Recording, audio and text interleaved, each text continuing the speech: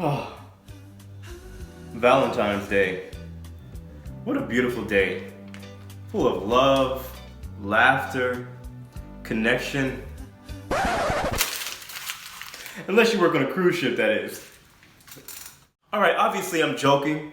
Anywho, what's up guys? My name is Jay, and welcome to The Ship Life, where I talk about all things regarding cruise ships and the cruise ship industry. So for today's Valentine's Day edition of Ship Life, we're going to be talking about long distance relationships. I'm going to be going over if a long distance relationship is even possible, and if so, how. We'll be talking about that and of course a little bit more in today's episode. So without further ado, let's go ahead and get started, shall we? Let's go!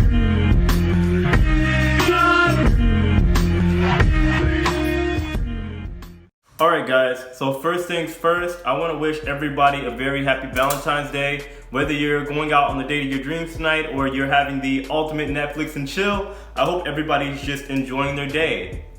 You know, because to be honest with you guys, I won't be. You see, my girlfriend Lauren, she lives all the way in France and I'm all the way here in Florida, so I won't be seeing her at least until a couple weeks from now.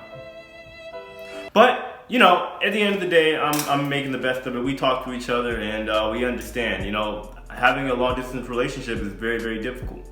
Which is why I'm going to talk about it today, as I was with the same woman while I was on the cruise ship. Today I'm going to be talking about basically just both ends, what it's like for the person that is potentially working on the ship and for the other person that is obviously not working on the ship.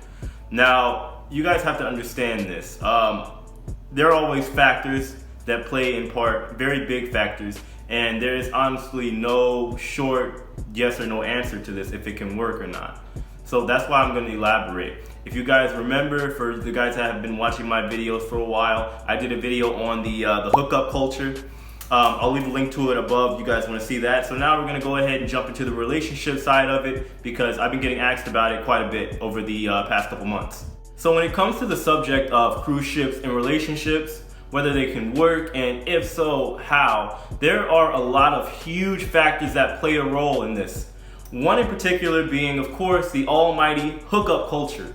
Of course, guys, I did an episode about it, but for those of you guys that haven't seen it, just to give you a couple plot points and the reasoning as to why people hook up so much on the ship, because they do, is because for one, people are bored at the end of the day, right? After you've worked on a ship for a couple weeks, you've kind of got the whole ship mapped out. You know where everything is. You're limited on what you can do a lot of the time, and some people are just working a lot, so they don't have a lot of time to do anything, so they resort to the fun stuff, you know?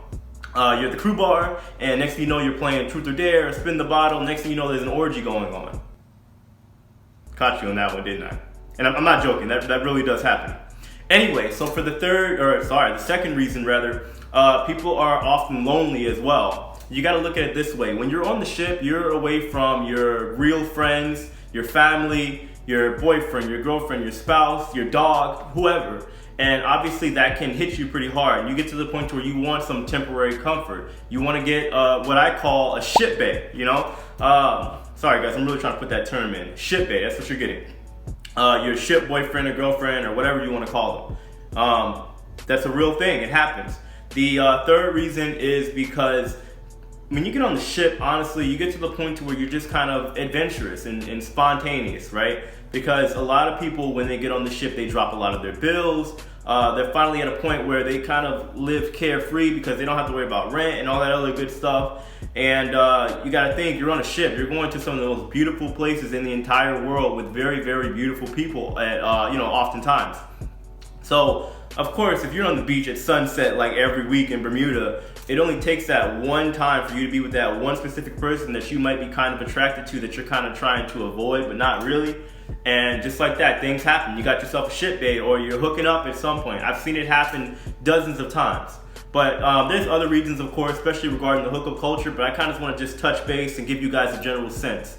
Now, people obviously don't continue their long distance relationships for other reasons, but of course, cheating is definitely the number one, so I wanted to put a little bit more emphasis on that. But let's get on to the other subjects. Now, obviously, a long distance relationship can definitely work, so don't get it wrong. I'm not saying just because your significant other goes on a cruise ship, you're automatically going to break up or somebody's going to cheat. But there are a lot of things that you really honestly have to look at before you even consider trying to continue or pursue a relationship with somebody if they're going to work on this cruise ship. Alright guys, so here's the thing. Whether it's you that's leaving on the cruise ship or it just happens to be your significant other going on the ship and you're going to be stuck on land for those 6 to 9 months, there are 3 big factors that I believe play a very, very large role in whether you guys are going to make it or not. And I'm serious. I mean, these are very, very big factors. Let's just start from the beginning. One factor, which is definitely the start of it, you guys have to already out of the gate have a very, very solid, I mean like a rock solid relationship. You can't have that 3-month in puppy love type deal going on, and you can't have that relationship where you guys are breaking up every week, every other week. I 100% promise you, I can almost guarantee you guys that if you're going into a ship contract like that, you guys probably aren't going to make it. That's just a simple fact. I can promise you, because it's going to be one of those things where life's greener on the other side. The ship is that other side, trust me. Number 2, you guys have to have some kind of understanding and compromise. Now, when I say that, you guys have to understand that on the ship, there is just limited internet that you can buy. If you do buy it, it's very expensive and it's not that great. So talking isn't going to be all the time. You guys are probably used to talking every day. That can't happen. You gotta understand this person's probably gonna be making other friends on the ship, and some of them may be of the opposite sex or the same sex, again, whatever your preference is. And you know, that's just how things go. On the ship, it's either you're kind of like a ghost where you're just not around, or you're a social person. And 9 times out of 10, cruise ships typically hire social people for obvious reasons. So of course that person's probably gonna make other friends, and you being the person on land have to be understanding of that, and vice versa. If you're on the ship, you can't be paranoid that your girl is, or boy or whoever is out talking to other people while you're off at sea, right? Which comes down to the other thing, which is the third factor, at least in my opinion. These are 3 main factors anyway, guys. It comes down to communication. Like any regular relationship, except it's kind of like times 10. Now, obviously, like I said, with the internet being so expensive and so crappy, you guys can't communicate every single day. So you guys have to be very organized about how you talk, and of course, sometimes what you talk about. You know, some things are kind of, with some relationships that I've seen, some things are kind of don't ask, don't tell, because you don't want things being paranoid, making somebody paranoid. Like if somebody has friends of the opposite sex on the ship, anything like that can be like just no questions. It's just something that has to be established right out of the gate. Now, there are other reasons and other things that I can talk about when it comes to the subject, but those are the main things, the main components to making a healthy relationship last while on board the cruise ship. Alright guys, so to conclude here, I want to be real with you guys for a second. Now, obviously, if you're in a relationship and whether it's you or your significant other on the ship, there's obviously going to be a decent amount of paranoia. You know, of course, you're on a ship, your person's away, you don't really know what they're doing. No matter how well you know them, you never really know what's up. Now, obviously, I know I just said that, you know, some people have that don't ask, don't tell policy. But you know, that's not for every relationship. It doesn't work. Also, at the same time, if you guys feel that in your heart, like that person's acting kind of abnormal, not how they normally would, sometimes you gotta call them out. Like at the end of the day, I'm gonna be honest with you guys. When I'm on the ship, or not even when I'm on the ship, like my girlfriend knows that honestly, being an entertainer and just being so out there and as open as I am, I can be a big flirt when it comes to girls. I know you guys may not be able to tell on camera, but I'm one of those people that is a very smooth talker when it comes to girls. And honestly, I don't really do it intentionally, but it's just one of those things. I'm comfortable around girls. I know how to make them laugh. I know how to just kind of make a woman feel comfortable.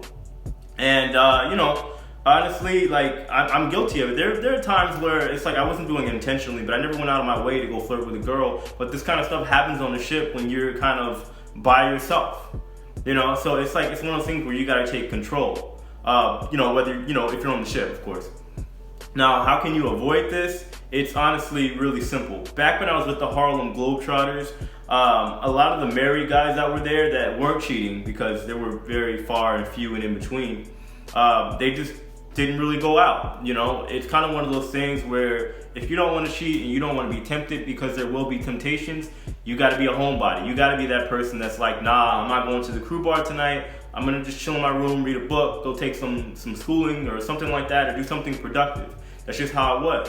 When I was on the ship, I started the ship life to keep me distracted. I would go to the gym, I would go practice, I would do something else. I go to the crew bar every now and then, because, you know, I had to go in there and, get my swerve on. But, you know, my point is, I had to have self-control at the end of the day, and I had to keep the bigger picture in mind, because the ship life is literally just like a giant fantasy. You're around beautiful people all the time, and again, beautiful areas, so it's easy to kind of feel like you're in this whole utopic world where nothing can go wrong and the reality doesn't exist anymore. So just keep that in mind.